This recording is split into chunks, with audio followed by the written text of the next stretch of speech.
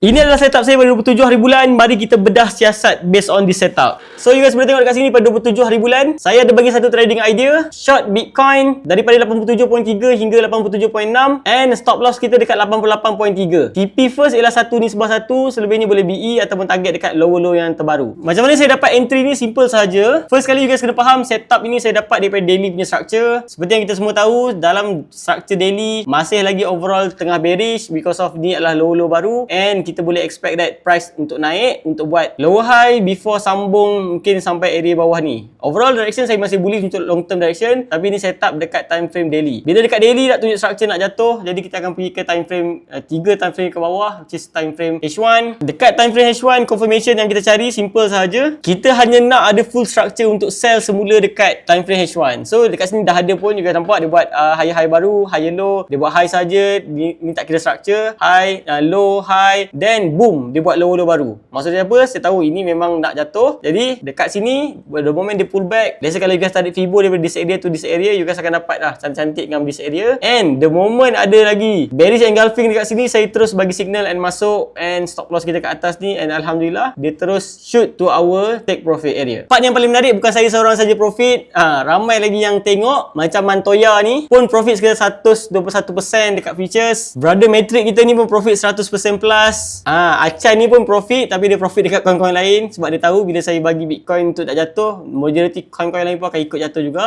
Ini slave to Allah, dia profit lebih kurang 550% plus, lagi ganas, and banyak lagi dekat bawah ni. To be honest, trade idea yang saya bagi kat dalam Telegram saya memang adalah personal trade yang saya personally ambil. Macam dulu kita bagi semua saja analisis yang saya buat, even saya tak masuk. Cuma pada waktu ini kita akan fokus kepada A+ setup, and signal ni memang saya share secara percuma saja dekat public channel saya. Biasa kalau you guys nak join, you guys boleh klik link dekat bio.